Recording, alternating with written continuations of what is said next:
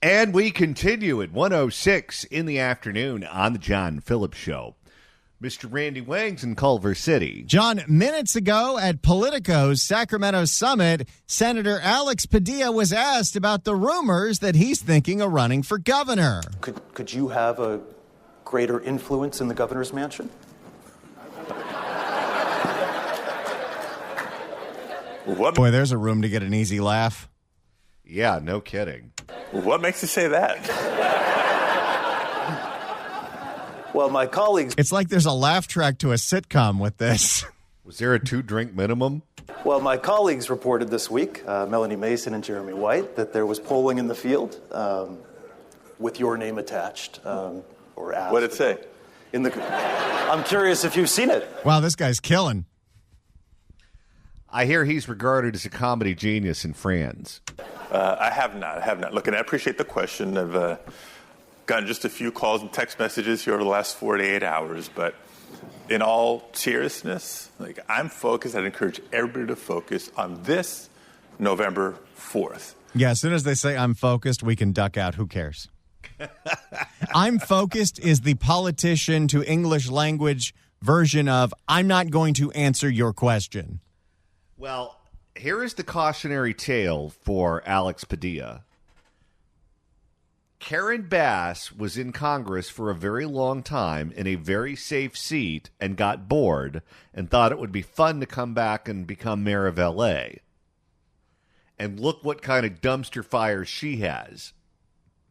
Barbara Lee's about to experience the same thing as the mayor of Oakland. Quite frankly. Does Alex Padilla think he's any better than those two? Well, to be a politician in California, you have to have a certain level of hubris to think that you can solve the nonsensical problems in this state. So I guess he wants to push this car off a cliff to see what'll happen. 800-222-5222 is telephone number, 1-800-222-5222. It is our pleasure to welcome our next guest to the program. She is a columnist at the Southern California News Group, which includes the LA Daily News, the OC Register, the Riverside Press Enterprise, and most importantly, Randy, the Redlands Daily Facts. Been doing that joke for 12 years now. She's also host of the Howard Jarvis radio show, which airs Tuesday night on KABC and KSFO. You can follow her on X at Susan_Shelley. Susan Shelley, welcome. Thank you. Great to be with you, John. You know, Susan, I was a big fan of the NBA back when Shaquille O'Neal was the starting center for the Lakers, and we had so many other big men in the league at that point in time that dominated the NBA. Akeem Olajuwon, Patrick Ewing, David Robinson, you name it. Each team had a menacing center, and they typically run the offense through the center, and they throw the ball down there, and man, there was a wrestling match that was going on. They would bump each other, and they would push each other, and they would hit each other every time the center got the ball. And it was really up to the discretion of the referee as to when they blew the whistle. But if you just look at the rule book, in theory, they should have blown the whistle every time there was contact. They didn't, because they didn't want these guys to foul out. They just picked and chose when they blew the whistle. If you hit someone really hard, you knocked them down, they'd blow the whistle. If it was a ticky-tack sort of thing, they usually let it go. When you're looking at what went on during the Biden administration, in particular when it comes to blowing the whistle on alleged crimes, they blew the whistle a lot whenever it was one of their political enemies who was accused of a crime.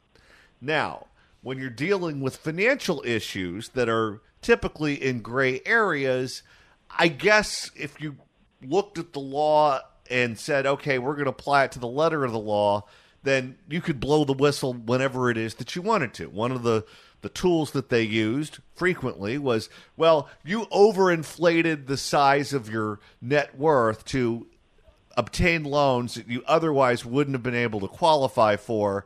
And because we think you overinflated the value of your properties, we're going to blow the whistle and we're going to go after you. That's what Letitia James did against Donald Trump. They did that to the Chrisleys of reality TV fame. And they went after these people like they were Jack the Ripper.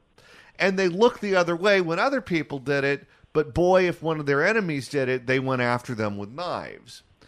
And then you have situations that are very clear-cut, like what happened with Adam Schiff, who you wrote about, the U.S. Senator from California here, where it's very clear you have to be a resident of the state that you represent in Congress. If you're not a resident of that state, you are ineligible to represent that state in the United States Congress, either in the House or the Senate. However, when he was trying to get a loan for his house in Maryland, he told the bank that that was his primary residence because that would result in him getting a better interest rate on his loan. Both things can't be true. Your primary residence is supposed to be in the state that you represent, and if it's not, you're ineligible. And if that is your primary residence, or that's not your primary residence, rather, then you're committing an act of bank fraud. It seems to me, and again, I don't have a law degree, but just based on my understanding of the law, it seems pretty clear-cut that that guy violated it. And he has been in violation of the law for a very long period of time. But they didn't blow the whistle on him. They blew the whistle on all of these real estate issues that really were in a gray area, and they allowed Adam Schiff to commit what I regard as bank fraud. You wrote about this in the pages of the Southern California News Group. Where do you come down? Well, for me, the thing that was most egregious is that he claimed two primary residences while he was claiming the homeowner's exemption in California.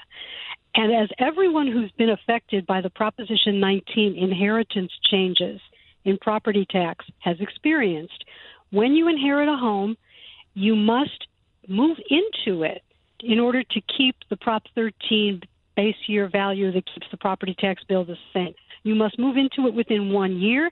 You must make it your permanent primary residence, and you must file the homeowner's exemption form under penalty of perjury. And if you have a primary residence someplace else, that's a crime. And that's exactly what Adam Schiff did. He did it because, not for the $70 tax break of the homeowner's exemption, but because clearly he had to establish that he had a primary residence in California, which he doesn't really. I mean, it's not plausible that he and his family live in a one-bedroom, one-bath condo. But even if they do, let's assume they're very friendly and they live close together and they have bunk beds, fine. He also had a claim that his primary residence was in Maryland for the purposes of getting more favorable mortgage terms. And that is, I think, egregiously hypocritical, insulting to the people of California, and there should be some accountability for that. He clearly thought he was bulletproof when Joe Biden was there, that no one would ever blow the whistle on him and call the foul. However, now that these details are in the public domain, I would imagine in a Trump administration, there has to be pressure put on them to enforce the law. Well, yes, and they should enforce the law. Should particularly enforce the law against people who were complaining to high heaven that Donald Trump needed to have the law enforced against him for things that were a lot less clear-cut and probably not illegal at all. For instance, the Letitia James case, they used a consumer law in order to prosecute something that involved business-to-business transactions. It was completely unprecedented and stretched beyond recognition. And now the fine has been thrown out by the New York Appeals Court, and probably the entire thing will be thrown out one court above that. So it's very hypocritical for Adam Schiff to complain that someone's using a political prosecution against him when he absolutely supported everything that was a political prosecution against Donald Trump. And if there's anyone who should know better, it's him. As you mentioned, he wanted to throw every Republican he came across in prison. But before he was in elected office, he was a prosecutor himself. Well, he certainly knows that there's something here that he's done wrong. He's set up a legal defense fund. It's probably not only for this mortgage fraud allegation, but it may be involved in some perjury allegations regarding to his various statements on the Russiagate hoax, because he was absolutely pushing false information when he was the chair of the Intel Committee, and he was saying that he had seen evidence of collusion by Donald Trump and the Russian government. And No such evidence ever existed, and that was an absolute lie. And to the extent that he ever said that under oath, he could be prosecuted for that. So he does have a pardon for anything he did on the January 6th committee. The whole January 6th committee got a pardon, and so did their police witnesses, and so did the staff, and it was signed by an auto pen. But let's assume that's valid. It still doesn't cover everything. It certainly doesn't cover the mortgage fraud allegations. Here's what I would like to know. We know through Julie Hamill's lawsuit that Adam Schiff's office was colluding with the LA County Department of Public Health and Silicon Valley, specifically executives at Twitter before Elon Musk bought the company, to deplatform me. They were upset that I was calling Barbara Ferrer a fake doctor, and her office went to Schiff's office and said, what can we do about this? And Schiff's office went to Twitter and asked them to deplatform me so that I would not be able to call her that in the public domain, or at least on their website. Let's just assume that that's how he runs his office. Let's assume that that was not a one-off, and those are the standards and practices of Adam Schiff's office. If, in fact, Adam Schiff was leaking false Russia information while he was chairman of the Intelligence Committee, as has been alleged, then it would be safe to assume that they would then take this fake information to Silicon Valley and say, okay, this is what we want to promote. This is what we want out there. And anyone who says otherwise, either deplatform them or make sure that no one sees it. I'm pretty sure there's evidence that has already happened with regard to the Hunter Biden laptop story being suppressed and other stories that were suppressed by the Silicon Valley people after they were subjected to these conference calls with the FBI and other government agencies trying to front load them that everything was Russian disinformation that was somehow unfavorable to the Biden team. So there may already be evidence of that, and certainly there should be accountability for all of those lies and all of those pressure tactics that were used to suppress free speech and to try and deplatform people like you and try to censor your comments when you're a public figure, and everyone has a First Amendment right to make those comments. There's absolutely no justification for it.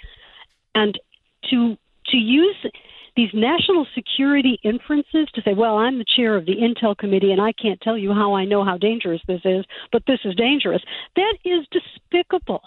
And Adam Schiff, in my opinion, should resign over all of it. There was a letter from his GOP colleagues on the Intel Committee calling on him at one point to step down as chairman because he kept saying, without evidence, that there was evidence of collusion, and they had just had enough of it. And then they complained that mysteriously these leaks would appear in the press, and they heavily implied that it was Schiff who was leaking. One said that he leaks like a screen door on a submarine. So there you have it. I think he is really not fit to serve in public office in the United States. Well, isn't this also the textbook definition of government censorship, where an official from the government goes to a private corporation and they tell them to not allow the speech of someone that they disagree with on their platform? Yes, and there's a lot of litigation over that, and I think some of it has gone away now that, I can't remember why it was, but there was the Missouri versus Biden case, which then became Murphy versus Missouri, and that was about Dr. Jay Bhattacharya and Dr. Martin Kulldorff and others being censored for the statements they made about COVID. And they had a very strong case. In fact, there was a July 4th lower court decision, federal district court decision, issued on the holiday on July 4th, rather symbolically, just eviscerating the government for everything that the Biden administration had done across the whole government, many different agencies, to tell these social media companies to deplatform people. And there was a lot of evidence of it, but for technical legal reasons, I think it may have gone away at this point. But there's another lawsuit involving Alex Berenson, the independent journalist. He was suing the Biden administration and some Pfizer officials over collusion to censor him. What's going to happen with all that litigation, I'm not sure, but there's quite a record of what went on. There's no denying it. And when people say, oh, he's a congressman and he's just one voice among many in the House of Representatives, now in the United States Senate, that's not really an accurate description of who he was. He was chairman of the Intelligence Committee, and there's a big difference between being some random congressman and being the chairman of that committee. Yes, and there was a lot of damage that was done to the country. You can still find people, lots of people, who believe that Donald Trump colluded with Russia and is not trustworthy and is not truthful, and that is based on the lies that Adam Schiff told repeatedly for years, based on nothing except his inference that he knew things because he was the chair of the Intel Committee. And the damage that was done to the country, the divisions, the families torn apart by politics based on lies, he should be held accountable for all of that. This is not nothing that he went on television and said things that weren't true. This had immense consequences for tens of millions of people in America, and it affected elections, and it should not go without accountability. What do you think his long-term goals are? Do you think he wants to be president someday? Or I know people who have worked with him in the past who believe that what he wants to be is the new Chuck Schumer. He wants to eventually lead the Democratic caucus in the Senate. Well, I don't have much respect for the Democratic caucus in the Senate, so they might be on board with that, but it would not be good for the country to have a known liar and someone who apparently has committed mortgage fraud and who has deceived the people of California about his primary residence. It would not be good for him to be the face of a major political party in the United States. And Susan Shelley has written about this topic and so much more in the pages of the Southern California News Group. You can read it online at ocregister.com, including her latest, which is about the topic of Adam Schiff and his alleged crimes regarding his residency. Susan Shelley, columnist for the Southern California News Group, host of the Howard Jarvis Radio Show, which airs Tuesday nights on KABC and KSFO. You can follow her on X at Susan_Shelley. Susan Shelley, thanks so much for joining us. Thank you, John. If you'd like to email the show, you can do so at johnnydon'tlikeshow@gmail.com. That's johnnydon'tlikeshow@gmail.com. And Randy, now that we've hit the halfway point of today's show, if you want to continue listening to us after we sign off at 3, that's easy to do. All you got to do is search for The John Phillips Show wherever you get your podcasts, whether it's Apple Podcasts app, iHeart, Spotify. Search for The John Phillips Show. Like, subscribe, share with your friends, download all the episodes, post them in Facebook groups that you're in that talk about California news and politics, whatever you want to do. Do a Google on the YouTube, get the KABC app, get the KSFO app, listen to these podcasts wherever you want, even if you're in Santa Monica watching someone try to steal a jacket. Give me back my jacket! In the meantime, what do you say we make a couple of listeners very happy? Well, let's do that right now. 790 KABC welcomes the Isley Brothers with the Commodores at the Pacific Amphitheater on September 11th. Tickets are on sale now at pacamp.com, but right now, caller number 9 at 1-888-795-2222 gets a pair of tickets to the show. This is a post-fair show. Tickets do not include admission to the fair because the fair is closed. Tickets furnished by the Pacific Amphitheater. Good luck dialing. Well, if it's not hard enough to be a landlord in the state of California, in Los Angeles, they've decided that there's a new aspect of renting that needs to be regulated. And that aspect is air conditioning. This specifically is targeting the unincorporated areas of L.A. County, as the L.A. County Board of Supervisors has passed an ordinance that says landlords need to be responsible to make sure that the insides of apartments that they rent don't go above 83 degrees. Okay. Without raising all of the obvious issues with this, if you live in a coastal community, many of those units don't even have air conditioning. Time to get a wall unit. Great. Now they got these little ones you could buy at Walmart for $200. They look like a trash can. That's attractive. For more, here's a report from KCAL. LA has seen a rise in heat-related illnesses and deaths, so county leaders have... What about all the cooling centers? We have plenty of those. Has anyone actually ever used one of those, or is it just for the homeless?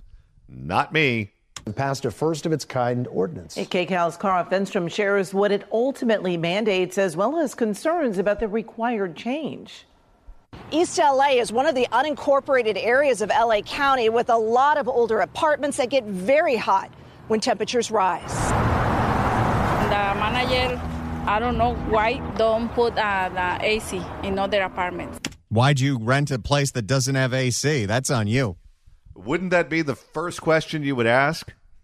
The manager, I don't know why don't put the AC in other apartments. Mary, When you're apartment hunting in Los Angeles or anywhere in hot Southern California, wouldn't the first thing you'd check to make sure, okay, how do I stay cool in the summer? Not just AC, but central AC. And the other question you ask right away is parking. Mary DeLuna and her son Cody pointed out all the fans and open windows in their neighbors' apartments. Come to a house! Then they showed us why they consider themselves lucky. It is my house. I have AC. Mary says theirs is one of the few apartments here with cold air blowing in some rooms. It gets hot. How much of these are rent controlled? Oh, I'm sure all of them. And what's going to happen when they don't pay the electric bill? Because those are through the roof. It gets hot. The LA County Board of Supervisors wants more renters to have the ability to cool down. Recently, they passed an ordinance requiring that landlords maintain a maximum indoor temperature of 82 degrees in LA's unincorporated areas. Research has demonstrated that. Oh, here's Hilda. An aspiring congresswoman. Quite frankly, Again. research has demonstrated that anything higher than that is dangerous or even deadly. Supervisor Hilda Solis pointed out a 2023 public health study found. Oh, great. We're quoting Barbara Ferrer now. Boy, this just keeps getting better, doesn't it? Next slide. Supervisor Hilda Solis pointed out a 2023 public health study found the county's increasingly experiencing longer heat waves. She also stresses this is not an air conditioning mandate. Yes, it is. If you say it can't be hotter than 83 degrees and that's by law, then that sounds like a mandate to me. What do you think? They're going to go out and buy swamp coolers? Instead, landlords are being encouraged to find other ways to cool units, like weatherizing windows and roofs and installing blackout curtains and ceiling fans. It is so sweeping. Fred Sutton with the California Apartment Association believes changes need to be phased in slowly.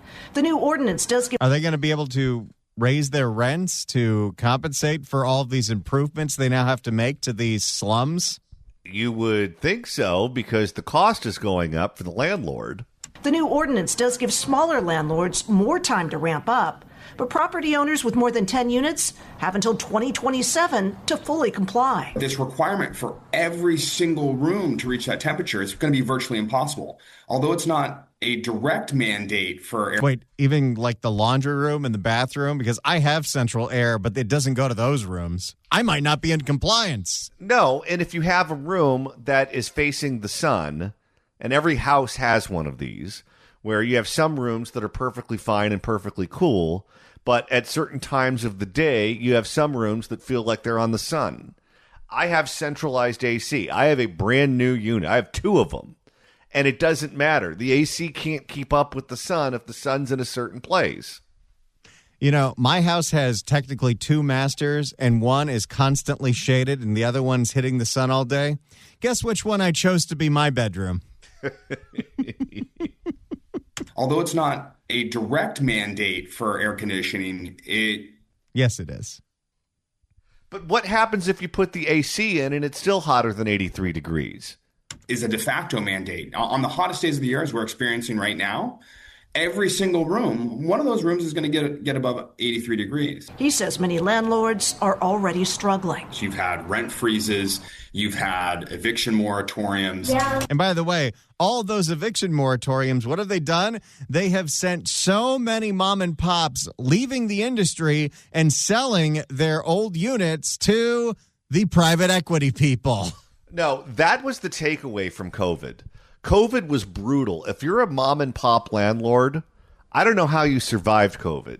If you're a mom and pop shopkeeper, I don't know how you competed with Jeff Bezos and Costco and Target and the rest of those big corporations. What the government keeps doing in California, in the name of consumerism and in the name of renters, is they have destroyed all the little people out there who live here and are part of our community who are just trying to get by. Those people have been stomped all over. And you've benefited people like Jeff Bezos and all the private equity firms who are now stepping in and assuming or taking over all of these properties. You've had eviction moratoriums. Yeah, nothing At the same time, the leaders of some LA area cities are considering whether they too should adopt apartment temperature ordinances. We live in a building right down on the corner that's at least probably, I would say, 100 years old, and so there's definitely no central air. Gabriel Sheets, who lives in neighboring Boyle Heights, just took his daughter to the beach to cool off. This is the same Boyle Heights that Isabel was whining about. We don't want it to get gentrified. Oh, yes. Cool off. He says they're about to move to an apartment with air conditioning, but he's concerned about the neighbors. Nobody's forced to live in one of. If you choose to live in an apartment with no AC, that's on you. And typically, you do that because you get a break, you get a value. Well, if air conditioning is so important to you that you have to pay for it, someone has to pay for it. It's not like the AC companies are doing it for free. Someone at some point has to pay the bill. And if you took an apartment because it was a cheap apartment that you knew did not have air conditioning, don't complain when it gets hot during the summer. It's like these people who buy homes in Burbank right near the runway because they get them at a value. Okay, you're getting that home at a value because there's going to be noise from the airplanes. And the moment that escrow closes, they start complaining about the airport noise. But he's concerned about the neighbors they'll leave behind. Most of them been there for years, so yeah, they're going to continue to reside in the heat every summer, no doubt about it. Okay. Cara Finstrom, KCAL News. So there's the latest on LA County's new air conditioning, but we're not calling it air conditioning mandate for apartments in the unincorporated areas of LA County. More government regulations that makes California hostile to business. If you'd like to email the show, you can do so at johnnydon'tlikeshow@gmail.com. That's johnnydon'tlikeshow@gmail.com. And Randy, you're monitoring the mailbag. Al writes in, listening from the Port of Oakland at johnnydon'tlikeshow@gmail.com. Guys, my baby girl Shang likes it hot, fellas, so let's hear from her. That's right. I like that. That was amazing. Let's go to Robert in Santa Clara. Robert, hello. Hi, guys. You just nailed it on the head. You know, the private equity companies, they must be lobbying in these policies. You know, they'll talk about, you know, whether you're going to get warm at 83 degrees, what a school district or the whole county needs a parcel tax. You think the strip malls and with the grocery store in it, it's going to be able to survive any of these things? They measure out the parcel just on size, not even the luxury or the abode that's built on it. They're just trying to get people to sell. And it's got to stop because, I mean, it's the obvious problem here in California is the big private equity companies are using these virtue signaling so-called progressives to evoke this just abstract poverty suffering scenario. And they get these laws put in. And no one's ever going to own a home around here. It's almost like it's captured property police state, and if they don't want to create any jobs, if they don't want to, it's just going to be finding a way to distribute these things. And who are the oligarchs controlling? You know, who's going to live where, and who's going to even have a dime to even spend?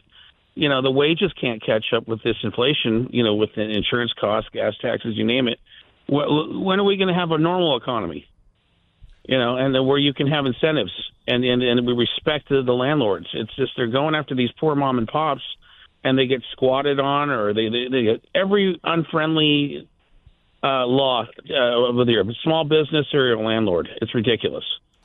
Well, I think they fundamentally hate the people who live here. They hate the people who own homes. They hate the people who own businesses, and they want us gone. They view us as the problem. And if only we would leave, everything would be fine and everyone would live in peace and harmony. And there would be a small handful of people who owned everything, who finances the campaigns of the Democrats in charge of the state. And then everyone else would be poor and on some government program that we would be thankful for them for providing. That's what they're looking for. It's why when there's a fire, they just let it burn everything down. Because the people in the Pacific Palisades are standing in the way of high density and public transit and higher property taxes and everything else. So let's let the fire burn everything down. And then after that happens, let's thank each other for our leadership and pat ourselves on the back and talk about what a wonderful job that we did, and then make sure it takes 10 years to rebuild. So those people are long gone, and you can put condos in there or apartment buildings or high density housing. You can pack everyone in like sardines and force everyone to ride the bus, and you get more property taxes, and you get to feel good about doing great things for the environment. Meanwhile, all of those burned out Teslas, all of those burned out homes, all of those burned out tires are all being washed directly into the ocean, and they do not care. COVID hits, shut down all of the businesses, make it illegal to go out of your house. Make all of the small businesses go out of business or get behind on the rent or produce a situation where they can't make a buck. Force everyone to go shop at Jeff Bezos' website or Costco or fill in the blank, and those people do just fine, and all the small mom and pops are gone. And now they're after the landlords. You want to make sure that people can't afford to own 1, 2, 3 rental properties so they can get by. You want to get rid of all the Mr. Furleys and Mr. Ropers out there that exist. Go ahead. They do it through things like this, and then you end up with a couple of different private equity firms that own everything. I don't think this is by accident. I think this is by design. This is what they want. They have nothing but hate in their heart for the people that make the state run. They look at taxpayers, they look at homeowners as being greedy and privileged. And because greedy and privileged taxpayers and homeowners occasionally vote down tax increases or they vote down regulations, they need to find ways to punish us. And this is just another example. Well, I agree with you. I mean, you just nailed all the nails on the head, Sean. I mean, it's just, I think they are doing it by design, and it's a system. I mean, I think in Prop 19, the family business got, I guess, if they appraised and assessed your family business that your dad wanted to leave you. I mean, how did that get involved in the residential property? And somehow 15 didn't pass, which was commercial. But like I said, the school district money within a county is going to measure out parcels anyways, and that will have to be offset by raising the rent. And no one's making money in restaurants right now. It's all on the jeopardy cliff. And they pushed them to the jeopardy cliff with the cost of the pantry, with the freight inflation fuel tax, and the cost of insuring any business endeavor. You know, you got to lay off people. It's a new fixed expense. You can't project bonded labor and material and inflated materials to fix any house. They don't want to cover you. And this has created this problem. They love it. They love this fact that you can't get fire insurance. And there's somebody who's going to be the hero. I know Newsom is in their back pocket. All of them. They're all. Newsom's also riding on the fact that, you know, you see these poor Mexican people or foreigners get booted out of here. He's riding on that, you know, because it's a bleeding heart issue. We can't afford anything. If Barbara Lee says $50 an hour is a living wage a few months back, I mean, that's true math. I mean, what company, what little restaurant can afford to give anyone $50 an hour? No, they can't. They don't. They can't. They don't want to deal with inflation because inflation's the millstone to rout people out and frustrate the CB up high, and like you can't get insurance, you can't even afford groceries. I mean, I just was in the grocery store. It's like $8 for a gallon of milk. And so, what's crazy is you go to a different place and you can. Just take gasoline, for example. Look at what we pay for gasoline in California and just cross the border into Arizona and look at the difference. It's crazy. Go to Texas. They're paying, I think it's, I don't know what, Randy, maybe you can look it up. I think it's the high 2s or the low 3s right now. It's crazy. Well, the next thing that needs to happen is a full-blown expose explaining Newsom's gas taxes and articulating how damaging they were to every, like, restaurants, groceries, everything. I have been watching this. I used to work in the food industry. All my friends in restaurants are hating life, even if they sell the same 200 plates a day at double the cost. They're not making it. They have huge utility bills to operate a restaurant, and no one is exposing this clown, new scumbag, whatever you want to call him. He's the worst destroyer hatchet man that has ever existed. And he backs this gas tax policy like it's the greatest thing that we're doing it right here in California. We're doing it backwards. We're doing it totally wrong here. But the media, some people in the media have to chart it out, what the fuel tax has done, and show people over and over and again, just drill it home, because he's killed so many people's dreams here. All just right. with that fuel tax, let alone this private equity thing you were talking about. Thank you for the call, sir. We have one more hour coming up on the John Phillips Show. Don't you go anywhere.